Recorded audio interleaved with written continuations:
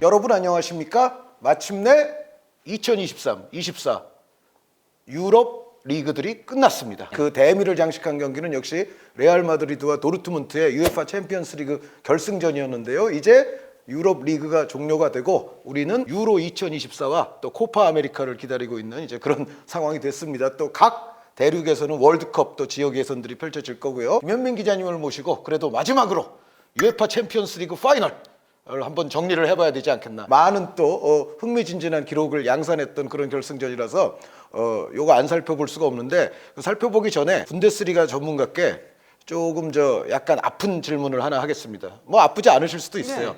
경기 전에 도르트문트의 승률을 솔직히 어느 정도 보셨어요? 레알 마드리드의 우승 확률을 8대2에서 9대1까지 봤어요. 분데스리가 좋아하시는 분 치고는 도르트문트 너무 박한 거 아니야? 심지어 저는 도르트문트를 좋아하거든요. 브레멘 다음으로. 왜냐면 브레멘과 도르트문트가 친분이 있는 구단인 관계예요. 그래서 브레멘 다음으로 응원하는 팀이 도르트문트임에도 이게 챔피언스 리그의 레알 마드리드는 다르고요. 무엇보다도 챔피언스 리그 결승전에서의 레알 마드리드는 또 다르기 때문에, 그래서 경험이 부족한 도르트문트 입장에서는 쉽지 않다라고 생각을 했었습니다. 그래도 보통 보면은 단판 승부에서는 그 9대1까지는 잘 안 보는데, 제가 그동안 경험이 축적되다 보니까 레알이 이런 판에서는 실수할 리가 없다.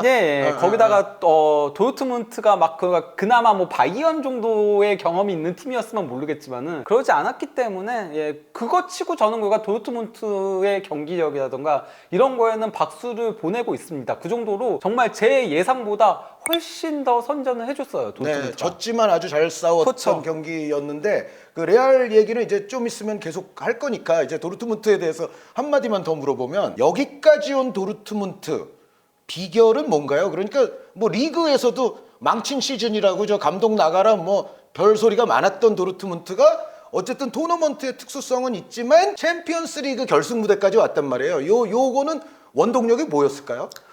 저는 일단 테르치치 감독이 리그 운영이나 이런 것들은 잘 못하거든요. 네. 근데 의외로 토너먼트에서 원포인트 전술 변화라던가 이런 것들은 좀 잘해왔어요. 예전에 임시 감독이었을 때도 포칼 우승을 차지했었잖아요.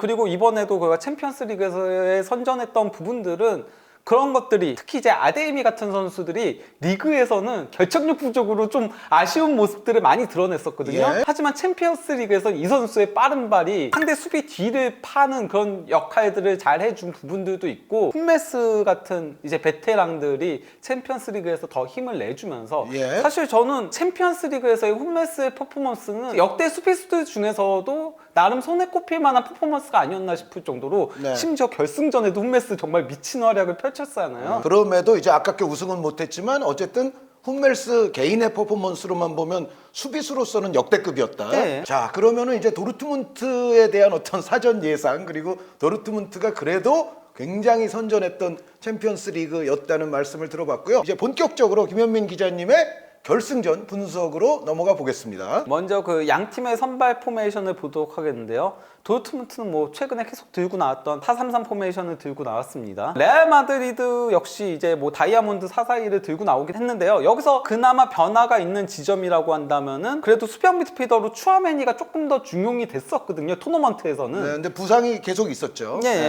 그러면서 이제 이번 경기에서는 카마빈가가 선발로 나왔습니다. 그리고 이제 골키퍼의 장기 부상에서 돌아온 쿠르투아가 선발로 나온 부분이 변화 포인트라고 할 수 있죠. 쿠르투아 선수, 루닌 선수에 대한 얘기가 좀 설왕설래 있었던 시점도 있지만, 그래도 또 라리가 보시는 분들은 아마 대부분 아셨을 거예요. 그러니까 한두 주 전부터 이미 쿠르투아 쪽으로 결정이 됐었던 것 같고, 그리고 레알이 계속 이제 챔피언스리그 결승을 앞두고 라리가에서 완전히 퐁당 로테이션을 시켰거든요. 여기서 쿠르투아의 결승전 출전은 사실상 결정이 돼 있었다. 그러니까 레알 좋아하시는 분들은 아마 알고 계셨을 거고, 루닌 선수가 아니었으면 사실 레알이 여기까지 못 왔을 수도 있는데, 그 정도의 공헌을 했지만 그래도 마지막 순간에는 또 냉정함이 발휘가 됐다.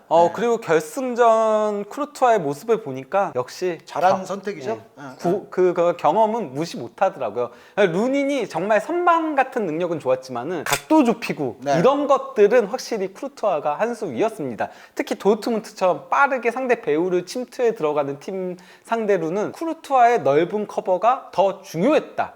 그렇게 생각이 듭니다. 네, 나오는 판단 그리고 또 도르트문트 키도 크잖아요. 네. 네, 공중볼 싸움에 있어서도 쿠르투아 선수가 더 안정감이 그렇죠. 있기 때문에 쿠르투아 선수 선택은 저도 아주 합리적이었다는 생각이 듭니다. 쿠르투아의 윙스팬은 골키퍼 역대급이라고 불리고 있으니까요. 그렇죠. 도르트문트가 굉장히 이 경기에서 준비를 잘해 갖고 나왔어요. 그러니까 리에르송과 훈메스가 기본적으로 그 비니시우스를 2대1로 막는 장면들이 상당히 많았었거든요. 그러면서 이제 조금 훈메스와 리에르손이 상당히 붙어서 플레이를 했었고요. 그리고 이제 레알 마드리드는 사실 그 챔피언스리그 토너먼트부터 특히 이제 그 맨시티전부터는 비니시우스와 호드리구가 투톱으로 나오더라도 호드리구가 왼쪽으로 돌아서 왼쪽에서 둘의 이제 2대1 플레이로 효과적인 역습으로 상대를 공략하는 장면들이 굉장히 많이 나왔었거든요. 도르트문트가 그 부분을 상당히 잘 막아낸 데 이어서 그 호드리고하고 이제 비니시우스가 왼쪽에서 같이 뛰게 되면은 오른쪽 측면 공격은 이제 결국은 카르바알의 오버래핑에 많이 의존을 할 수밖에 없는데 그 배후를 도르트문트가 정말 잘 파헤쳤습니다.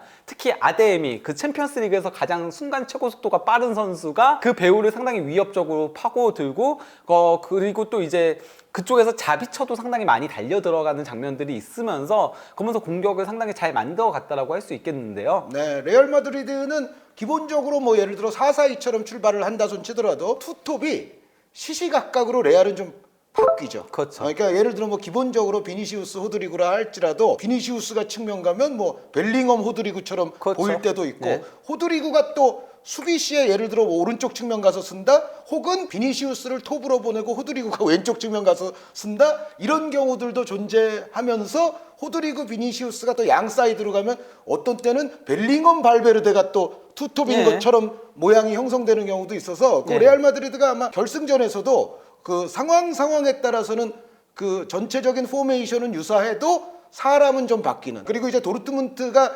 중원에서의 플레이가 또 좋다 보니까 예. 결국은 레알도 처음에는 약간 4-4-2 이랬지만은 또 경기 도중에는 4-5-1 같이 해서 네. 또 중원 미드필드를 또 두텁게 만드는 이제 그런 것이 안첼로티 감독의 좀 적응력이랄지 이런 부분들이 요 경기에서도 잘 드러났는데 지금 네. 평균 위치를 보시면 그 움직임의 변화가 좀 있었기 때문에 네. 요 정도 평균 위치가 나오는 게 적절한 것 같습니다. 네. 레알이. 도르트문트의 그 두 명이서 이제 비니시우스를 마킹하는 게 정말 좋았던 게 이게 그 전반전 비니시우스의 드리블 맵인데요. 물론 드리블 성공 4회 상당히 많이 했어요. 하지만은 실패도 5회였어요. 이게 그러니까 리에르손을 제끼고 가더라도 훈메스가 막는 거예요. 이러다 보니까 비니시우스가 상당히 좋은 움직임을 가져가더라도 마지막 순간에는 도르트문트 선수들한테 막히는 그런 장면들이 있었거든요. 전반전은 뭐 공수 양면에서 도르트문트가 굉장히 잘한 지점이 많은데 예. 비니시우스를 뚫린 것보다는 잘 막은 게 더 횟수가 많았어요. 그렇죠. 네. 도르트문트가 상당히 위협적인 득점 상황들을 전반전에 많이 만들어냈었는데요.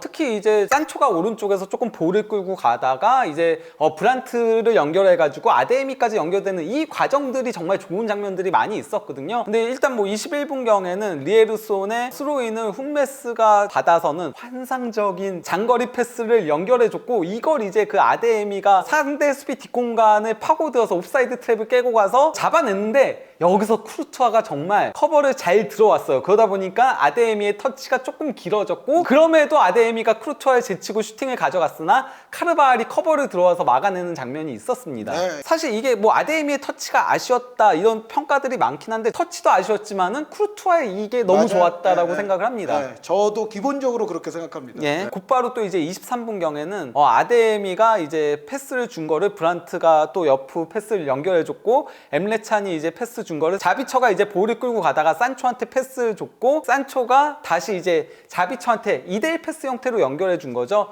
이거를 자비처가 컷백을 준 거를 아데미가 슈팅을 가져갔으나 발베르데 맞고 이제 골대를 벗어나는 장면이 있었습니다. 네, 이런 것도 다 전형적인 레알 마드리드 수비라니까요. 예. 네. 어떻게든 막아요. 그런데 이제 여기서 연결되는 장면에서 마트센이 이제 패스를 찔러준 거를 필크루크가 왼발 슈팅으로 가져갔는데 이게 골대를 강타했죠. 도르트문트 입장에서는 굉장히 아쉬운 장면이었다라고 할 수 있겠습니다. 이게 심지어 골대 안쪽을 맞았거든요. 네네네. 예, 그런데도 안으로 들어가진 않았던 거였죠. 그것도 이제 하늘이 내린 레알의 또 운명이에요. 예, 또 이제 28분경에는 자비처의 패스를 산초가 연결해줬고 여기서 이제 브란트가 드리블로 치고 가다가 패스 연결해준 거를 거를 아데미가 이제 슈팅을 가져갔는데 쿠르투아 골키퍼가 선방을 했고 튕겨져 나온 걸 필크루크가 조금 몸 균형이 뒤에 쏠린 상태에서 헤더로 연결했으나 이것도 그냥 쿠르투아가 잡아냈습니다. 지금 28분까지 계속 뭐 도르트문트 찬스만 나오고 있어요. 그렇죠. 네. 전반전은 일단 슈팅 숫자에서 도르트문트가 8대2로 크게 앞섰고요. 네. 예, 유효 슈팅 3대0. 그 레알 마드리드가 이 유효 슈팅은 단 한 번도 없었고요. 무엇보다도 기대 득점이 도르트문트가 1.68골. 야,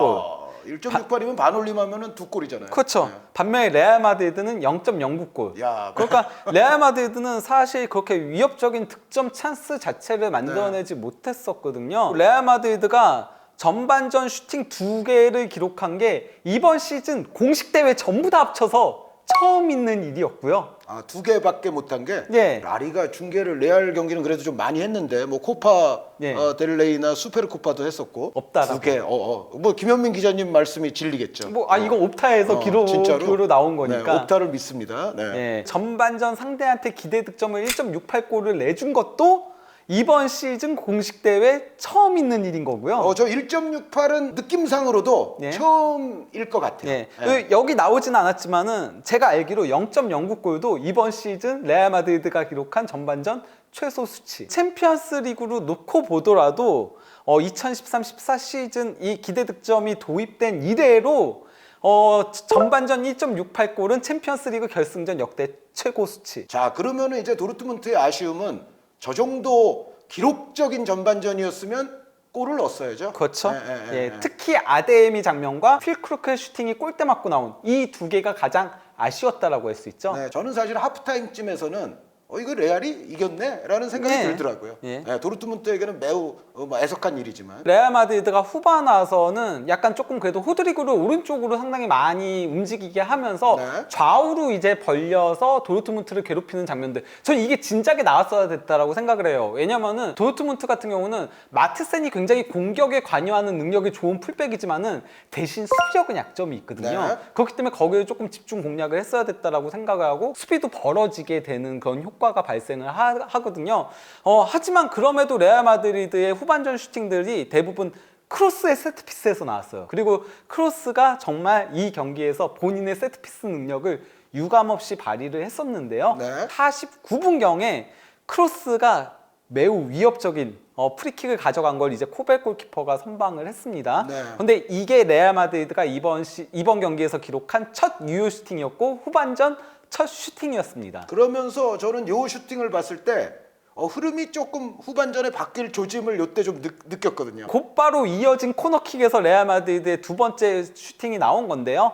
크로스의 코너킥을 카르발이 헤더로 가져갔으나 이게 골대를 살짝 넘어갔거든요. 네. 근데 이때부터 약간 크로스 카르발 원래 사실 레알 마드리드는 코너킥 쓸 때는 리디거를 많이 네. 활용을 하잖아요. 그러니까 세르히오 라모스 이후에는 안토니오 리디거가 1번 네. 타겟이죠. 사실 카르발은 풀백 치고도 키가 작은 선수거든요. 네. 그래서 카르발을 잘 활용하지 않았는데 갑자기 이걸 사용하는 게 조금 의미심장해 보이긴 했었습니다. 네, 그러니까 도르트문트도 역으로 대비를 좀 더 했어야죠. 그렇죠. 네, 그리고 도르트문트가 저는 전반전에 너무 많이 뛴 느낌도 조금 있었어요. 예, 오버페이스한 느낌이 네, 있긴 그러니까 했었죠. 레알이 그 유로클럽 대항전에 나와서 조금 이제 점유도 밀리는 느낌이고 뭔가 찬스도 밀리는 느낌이고 그런 인상을 주는 근본적인 이유가 무시무시하게 많이 뛰는 팀과는 거리가 멉니다. 그렇죠. 네, 뛰는 양이 그렇게 많지가 않은 근년의 레알인데 그러다 보면 상대에게 주도권을 좀 내주는 듯한 느낌을 줄 때가 있어요. 네. 그런데 이게 후반전에는 위력을 발휘합니다. 거기다가 교체 카드의 퀄리티 차이도 굉장히 그렇죠. 크고요. 네, 네. 당장 모드리치가 나오면 항상 분위기를 바꿔주고 추아메니가 선발로 나오는 경기였다면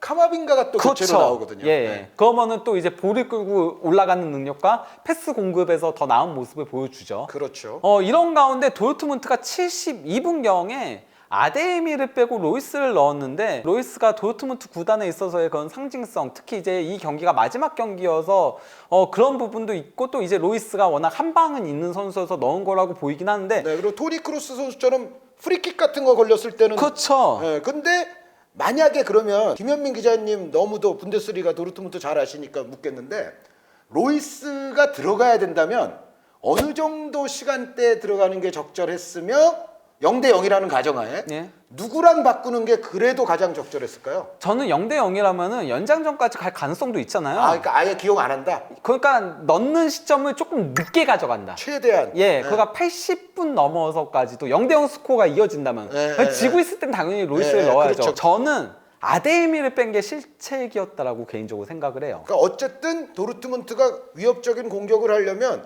그래도 끝까지 한번 믿어봐야 될 선수는 아데엠이 아니냐. 거기다가 카르발이 속도전에서 상당히 고전을 했었거든요. 예. 그 아데이미가 공격에만 도움을 준 게 아닌 빠른 발로 수비도 굉장히 많이 해줬어요. 그런데 로이스는 상대적으로 이제 속도가 떨어지는 선수다 보니까 결국은 그러다 보니 카르발이 자유롭게 되면서 카르발이 막 올라가는 장면들이 나오기 시작을 했었거든요. 네, 레알은 또 카르발 선수 올라가야 공격이 살죠. 그렇죠. 저는 그러니까 로이스를 넣었어도 브란트 대신 넣는다거나, 물론 뭐 브란트가 이 경기에서 브란트도 굉장히 좋았잖아요. 맞아요. 하지만은 역할상으로는 그게 더 낫지 않았을까라는 생각이 든다는 그러니까 거죠. 어쨌든 시간대도 너무 빨랐고 바꾸는 선수 그 대상도 좀 잘못된 거 아니냐. 예. 예. 아니면 차라리 산초 대신 넣는다거나. 예. 산초도 빠른 선수는 아니니까 그렇죠. 예, 속도에 있어서의 문제는 발생하지 않았을 거라고 보거든요. 빠른 선수와 바꾼 건 어쨌든 잘못됐다. 네. 그리고 또 이제 네. 또 세트피스, 그리고 레알 마드리드의 선제골이 나왔던 거였는데요. 74분경에 크로스의 코너킥을 카르발이 헤더 잘라먹기로 골을 넣은 거였죠. 카르발 선수 움직임은 뭐 워낙에 좋았고 예. 크로스 선수의 슛 궤적도 그 킥 궤적도 어우 역시 두 선수의 퀄리티를 볼 수 예. 있었는데 근데 도르트문트도 조금 아쉽긴 했어요. 예. 전혀 잘 따라가질 못했기 때문에. 필 크루크가 맡고 있었거든요. 예. 사실 그러니까 두 선수의 키 차이가 20cm 차이가 나는데 그렇게 먹힌 거는 좀 아쉬웠다라고 할 수 있죠. 근데 세피스는 움직임이죠. 예. 키 크다고 막을 수 있는 건 아니죠. 그러다 보니 이제 그 도르트문트가 실점을 하니까 더 이상 비니시우스를 2대1로 막을 수가 없는 상황들이 발생을 했었거든요. 네, 이제부터는 도르트문트가 이제 수비의 질서가 좀 없어졌어요. 예. 그리고 이제 중원도 조금은 무게 중심을 위쪽으로 가져가기 시작을 하다 보니까 결국 그 사이에서의 공간이 발생을 한 건데요. 그러면서 마침내 그 레알 마드리드가 온플레이 상황에서의 슈팅을 가져갈 수 있는 상황이 나왔던 건데 77분경에 정말 많은 패스를 주고받는 과정에서 카마빈가가 센스있게 컵백을 준 거를 벨링엄이 슈팅을 가져갔는데 이게 슐로터백이 정말 발끝으로 막아내면서 골대를 살짝 빗나갔었죠. 네, 처음에 저는 저렇게 수많은 패스가 연결됐다는 것 자체가 이제 도르트문트 수비 조직이 깨지기 시작했다는 거고 그리고 벨링엄 선수 슛하는 순간은 저는 여기서 경기 끝나는 줄 알았어요. 근데 보니까 벨링엄이 저걸 놓쳤네? 네. 근데 또 나중에 보니까 슐로트백 선수가 그래도 네. 그걸 살짝 블록을 잘 해냈더라고요. 그렇죠. 그것 때문에 정말 살짝 빗나갔죠. 그거 만약에 안 스쳤으면 그대로 골문 안으로 들어가는 그럴 거였습니다. 것 같았어요. 이제 레알의 8번째 슛 다시 이제 크로스의 프리킥이었는데요. 크로스의 또다시 위협적인 프리킥을 코벨이 선방을 했고요. 도르트문트는 0대1로 지나 0대2로 지나 똑같으니까 결국 브란트와 엠레찬을 빼고 공격수인 알레와 이제 측면 공격수인 말렌을 넣으면서 완전 이제 공격 앞으로로 전환을 했습니다. 그러면서 진짜 윙 2명 세운 다이아몬드 사사이를 쓴 건데요. 네. 그러다 보니 뭐 자연스럽게 공간은 나오고 그러면서 이제 레알 마드리드의 공격이 도리어 더 수월하게 이루어졌는데 크로스가 전진 패스 준 거를 이제 벨링엄이 횡패스를 연결해줬고 여기서 이제 카마빈가가 강력한 슈팅을 가져간 걸 코벨이 선방을 했고요. 챔피언스리그 파이널 레알 마드리드가 정말 특별한 무대에서 레알에게 선제골 주면 안 되는 거죠. 그렇죠. 네, 예. 그런 팀은 레알을 잡을 확률이 이제 없어지는 거죠. 그렇죠. 거기다가 뭐 레알 마드리드도 사실 그 역습 상황에서의 공격 유닛이 워낙 좋은 원래 팀이어서 그게 더 전공이잖아요. 그렇죠. 지금. 예. 그리고 이제 그 82분경에 크로스가 여기서 이제 또 코너킥 올린 거를 나초가 헤더로 가져갔는데 이것도 코벨이 선방을 했고요. 결국 레알 마드리드의 쐐기골이 나왔는데요.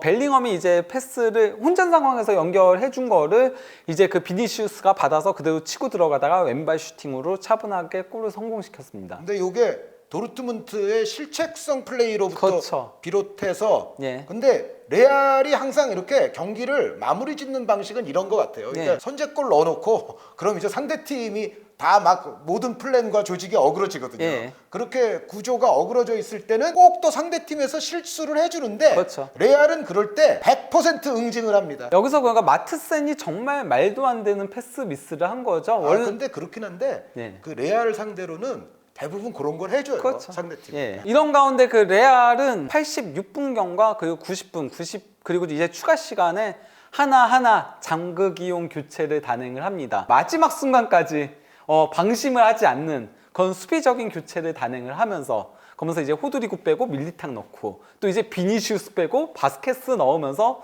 그냥 잠그기에 나선 거죠. 근데 요것도 최근에 라리가를 보신 분들은 그 레알이 이제 밀리탕 선수 부상으로부터 복귀한 이후에 네. 밀리탕 선수가 이제 주전급은 지금 못 되잖아요. 네. 상태가 앞서고 있는 상황에서 막판에는 밀리탕 바스켓을 이렇게 넣습니다. 네. 예, 그래서 이제 5백 만드는 걸 요거를 또 최근에 그러니까 계속 이런 연습을 네. 또 해온 거예요. 그러니까 막판에도 또 한번 써먹었죠. 그러다가 이제 밀리탕이 좀 큰 실수를 범하는 경기들도 있긴 했었죠. 네. 경기 뭐 세부 기록을 놓고 보면은 결국은 이제 그 크로스의 세트피스랑 결정력 차이가 결과를 갈랐다라고 저는 보는데요. 네. 아니, 물론 뭐 도르트문트가 이제 워낙 마무리를 짓지 못한 것도 컸죠. 빅 찬스가 3번인데 하나도 골로 연결시키지 못하고 기대 득점도 2.08골인데 한 골도 넣지 못했고. 근데 레알도 0.09에서 그래도 1.13으로 경기 다 해보니까 올라왔어요. 그렇죠. 네, 예. 네. 어쨌건 간에 레알 마드리드의 슈팅 중에서 대부분이 세트피스였어요. 그리고 거기서 크로스의 역량이 정말 빛을 발한 장면이었고요. 그러니까 레알 빅찬스는 저거는 그 실수로부터 비롯한 그 비니시우스 선수 찬스가 빅찬스였던 것 같고 네. 카르발 선수 거는 골이 됐지만 그건 카르발 선수, 크로스 선수가 잘한 거고 네. 빅찬스라고 할 수는 없죠. 네. 예, 반면에 이제 도르트문트는 빅찬스가 3개였다는 거. 네. 여러모로 레알 마드리드의 지난번 그 챔피언스리그 14번째 우승을 차지했을 때 리버풀전을 좀 많이 연상을 시켰죠. 그때가 어떤 의미에서 리버풀이 더 압도적으로 공격을 풀어나가긴 했어요. 물론 일단 슈팅 숫자가 뭐 상대가 안 되는데요. 예, 24대 4였습니다. 네. 다만 그때는 리버풀은 빅찬스를 만들어내는 데는 조금 고전을 했어요. 그러니까 레알 마드리드가 그때는 수비가 더 단단했었잖아요. 맞아요. 예, 그러다 보니까 정말 위협적인 슈팅들은 좀 내주지 않는 상황들이 있었거든요. 그때 이제 그 크루투아가 무려 9개의 선방을 기록을 하면서 그때 이제 챔피언스리그 역대 결승전 최다 선방 기록을 수립을 했었죠. 클롭 감독이 그래서 최근에 그 리버풀 유튜브 나와서 그런 얘기를 하더라고요. 크루투아 아니었으면은 내가 우승 한 번 더 차지했다, 챔피언스리그. 그런 근데 얘기를 할 정도로. 이 대목에서 해야 될 말은 크루투아는 레알의 일부다. 그렇죠. 네, 크루투아가 레알의 선수이기 때문에 레알이 강한 것이다라고 얘기를 할 수가 있죠. 예. 그래서 이제 그 공격 위협도 그래프를 놓고 보면요. 전반전은 도르트문트가 뭐 압도를 했습니다. 거의 뭐 레알 마드리드는 공격 위협도 그래프가 올라간 게 없다시피 했었는데요. 하지만 후반전은 레알이 주도를 했고 그 2골 넣고 나서는 조금 수비적으로 내려앉으면서 도르트문트가 공격을 했다라고 할 수 있죠. 양 팀의 공격을 만들어내는 패턴에 조금 차이는 있었는데요. 그 오픈 플레이에서의 공격 시퀀스 관여는 도르트문트가 크게 앞섰어요. 도르트문트는 무려 5명의 선수가 5번의 공격 시퀀스 관여를 했거든요. 특히 필 크룩 선수도 좀 인상적이었던 게 등지고 내려와서 받아주고 예. 연계시켜주고 이렇게 잘하더라고요. 예, 그런 플레이들을 상당히 잘 해줬죠. 버텨주길 잘했고 자비쳐도 볼을 끌고 올라가는 장면들이 상당히 좋았고 산초도 드리블로 끌고 가면서 이제 기점 역할을 많이 했었고 그리고 이제 브란트, 아데미 좋았던 선수들에 더해서 훈메스까지도 공격 시퀀스 관여를 많이 했죠. 반면에 이제 레알 마드리드는 이것도 사실 후반 막판에 조금 오픈 플레이에서 만들어낸 거지 사실 이 경기 슈팅 숫자가 13대 13이었지만은 레알 마드리드는 그 슈팅의 대부분은 오픈 플레이보다는 세트피스에서 나왔다. 네, 크로스 선수의 발끝으로부터. 그렇죠. 존 14라고 페널티 박스 바로 바깥에 네. 있는 그 지점과 이제 위험 지역이죠. 예, 그리고 하프 스페이스로 향한 패스는 도르트문트가 레알 마드리드한테 크게 앞섰죠. 그러니까 도르트문트가 만들어가는 과정은 레알 마드리드보다 더 좋았다는 소리이긴 해요. 하지만은 결국 결정력 차이가 컸다라는 거고요. 득점 찬스 패스 보면은 크로스가 압도적으로 가장 많죠. 근데 또 그 크로스에서도 세트피스가 또 압도적으로 많죠. 그렇죠. 크로스의 역량이 가장 크게 드러났던 결승전이라고 할 수 있는 건데요. 크로스 이 경기에서 볼터치 108회 최다, 그리고 또 이제 패스 94회 시도 91회 성공 최다, 네. 패스 성공률 97%, 그리고 또 이제 크로스 9회로 최다. 네, 크로스가 최다 크로스. 예. 네.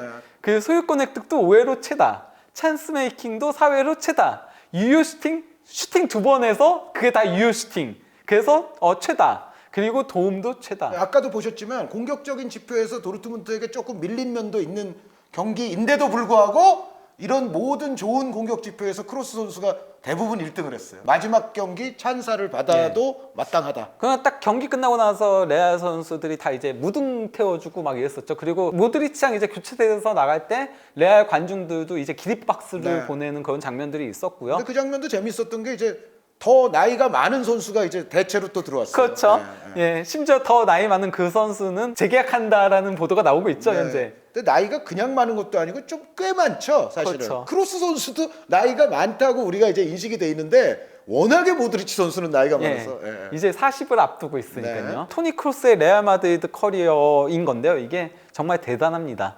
465경기를 뛰면서 34,091개의 패스를 성공시켰고요. 저게 그 경기당 거의 80회에 달하는 패스더라고요.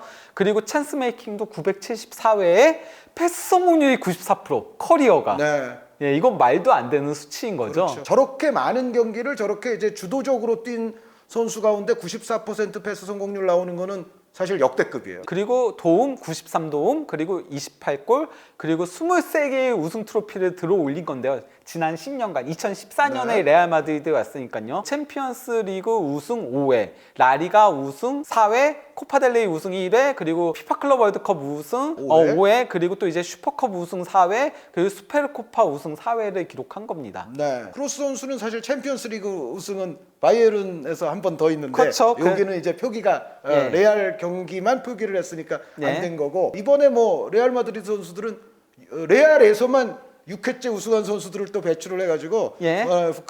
저는 그 쉽게 따라잡히지 않을 줄 예. 알았는데 프란시스코 헨토 기록이 이제 따라잡혔어요. 그렇죠. 네. 그러면서 이제 헨토, 그리고 토니 크로스는 이제 바이에른 소속 한 번까지 더해가지고 6번, 그리고 카르발, 모드리치, 나초까지 이제 6번 우승을 차지를 한 겁니다. 네, 역시 이런 기록은 김현민 기자님께서 놓치질 않으시네요. 카르발, 모드리치 이런 선수들은 궁극적으로 헨토를 완전히 넘어설 수도 있지 않을까라는 지금 생각이 들고 있어요. 예. 카르발 같은 경우는 라모스에 이어서 처음으로 이제 결승전에서 골을 넣은 수비수가 된 거고요. 네. 그리고 챔피언스리그 통산 2호 골인데 9년 전이 마지막이었던 거였죠. 네, 그런데 이번에는 우승을 결정짓는 골, 예. 네, 사실상 결승골이 됐는데 저번 이명철 위원과 방송할 때 네. 크로스 선수 제 예전에 그 이스타 채널에서 했던 그 티어 메이커 네. 순위를 좀 바꿀 의향이 있다라고 제가 얘기했거든요. 아, 그래요?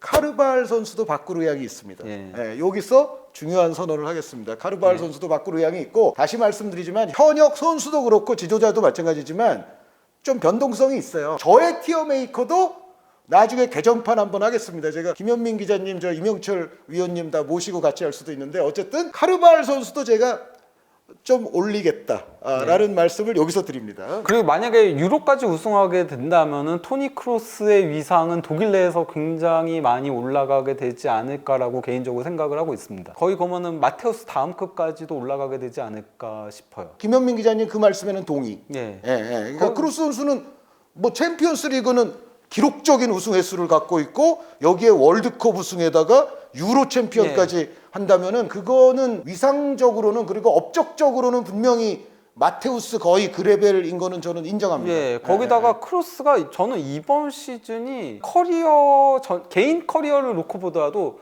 역대급 시즌 중에 하나라고 생각이 들어서 그래서 좀 아쉽기도 하고요.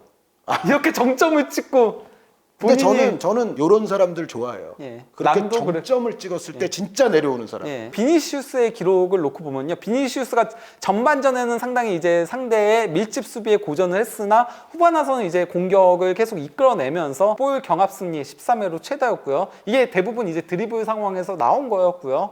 그리고 이제 드리블 돌파 8회 성공시켰고 당연히 최다였고요. 심지어 비니시우스 개인이 나머지 선수들 다 합친 거랑 동일했어요. 네.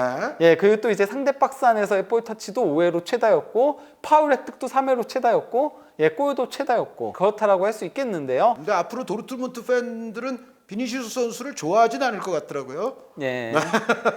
뭐 바이언 팬들도 별로 좋아하지 않죠. 라이프치히 팬들도 좋아하지 않을 것 같고. 비니시우스가 실력도 좋지만은 약간 좀 그런 심리전이라던가 이런 것도 상당히 신경전 같은 것들을 잘 걸잖아요. 신경전에 당할 수도 있는데 사실은. 예. 당하기도 많이 했어요. 예, 그렇긴 스페인 하죠. 안에서는. 비니시우스가 두 번의 챔피언스리그 결승전에서 득점한 최연소 선수가 된 겁니다. 네. 23세 325일인데 이게 종전 기록이 메시가 23세 338일에 두 번의 결승전에서 골을 넣었었거든요. 네, 이걸 2009년, 2011년. 이걸 살짝 앞당긴 거죠. 네. 13일 앞당긴 거고요. 대단합니다. 거기다가 이제 비니시우스가 챔피언스리그 토너먼트에서 통산 이제 11골 11도움으로 22개 공격 포인트를 올렸는데 이게 그 메시와 함께 24세가 되지 않은 선수가 기록한 대회 최다 기록입니다. 그렇습니다. 예. 무엇보다도 비니시우스가 조별리그보다 토너먼트에 강하다는 게 굉장히 인상적인 부분이라고 할 수 있겠죠. 제 생각에는 그게 플레이 스타일하고도 조금 관계가 있지 않나. 예. 네.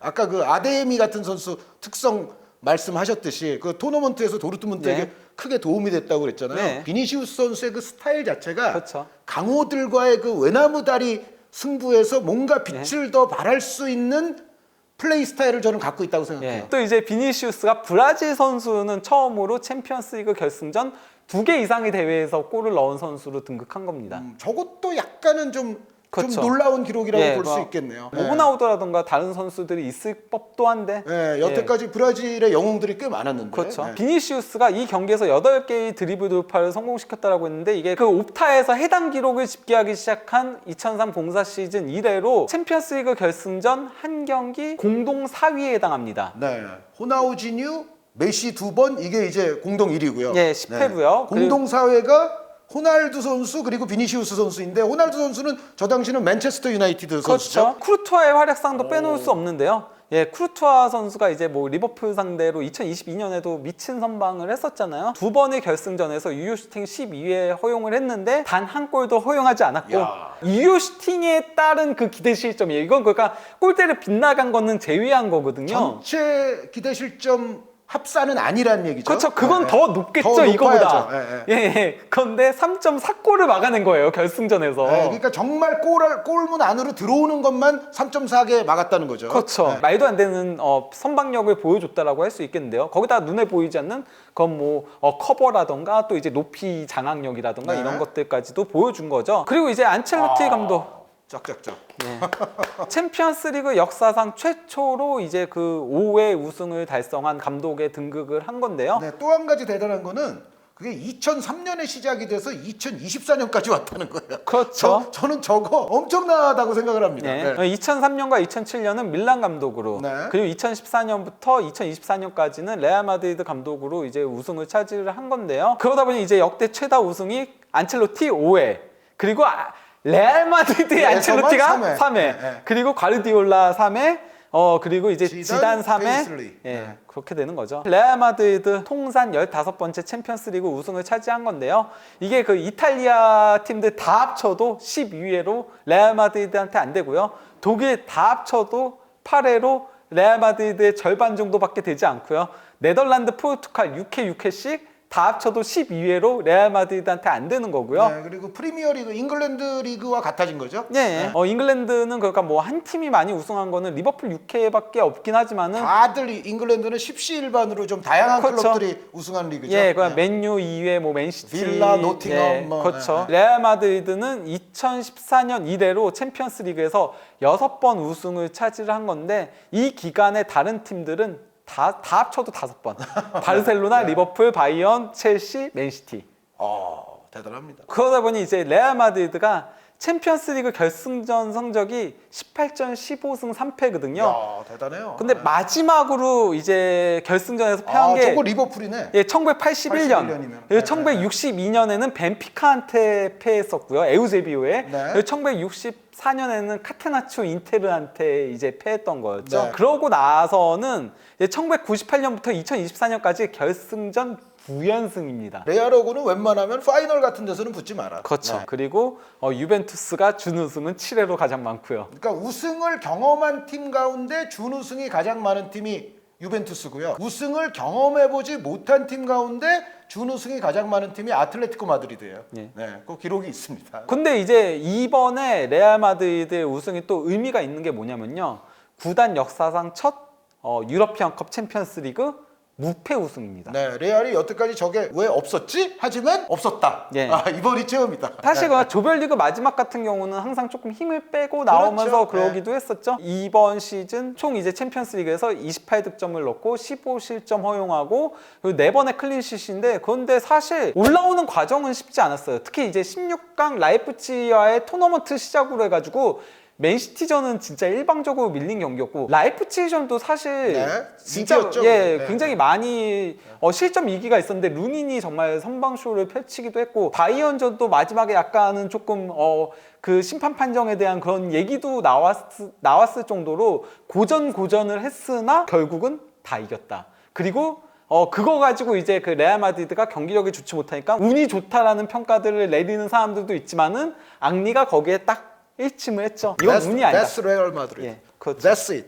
그걸로 끝이에요. 이게 그가 계속 반복되면은 그것조차 실력인 거거든요. 아니 정말. 그게 레알 마드리드예요. 그러니까요. 제가 그 레알 마드리드의 팀 아이덴티티를 전에 한번 얘기한 적이 네. 있어요. 원투펀치에서. 레알 마드리드의 아이덴티티를 상징하는 인물이 있다면 그건 회장이다. 그러니까 어떤 팀은 감독의 이름이 그 팀의 정체성이 되고 어떤 팀은 선수의 이름이 그 팀의 정체성이 되는데 이런 팀들이 사실 더 많아요, 사실. 네. 근데 레알 마드리드는 회장의 이름이 어떻게 보면 그 클럽의 장구한 역사와 빛나는 업적의 정체성과 가장 밀접해 있거든요. 근데 그 회장이 결국은 그 의도한 팀이 뭐냐? 레알의 정신에는 저는 50년대부터 요게 있다고 생각해요. 훌륭한 선수들을 데려다 놔라.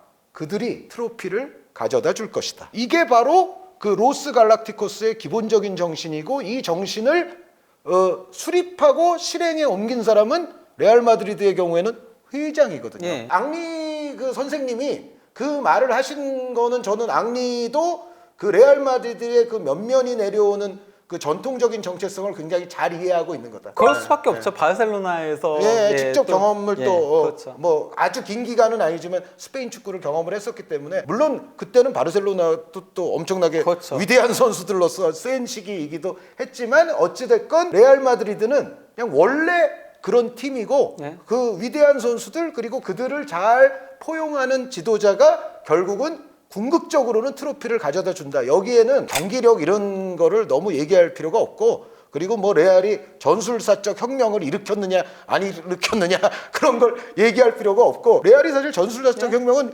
일으키지 않았죠. 예. 축구사에서. 그렇죠. 그럼에도 불구하고 가장 위대한 클럽이니까 이 클럽이 어떤 특성을 갖고 있는지는 기본적으로 좀 배워둘 필요가 저는 있다고 생각을 해요. 그래서 안첼로티 감독 제가 그 리더십 말씀드린 것과 더불어서 레알의 면면이 내려오는 정체성, 훌륭한 선수들을 데려다 놔. 그럼 그들이 우리에게 트로피를 가져다 줄 거야. 요게 베르나베우 페레스로 내려오는 정신입니다.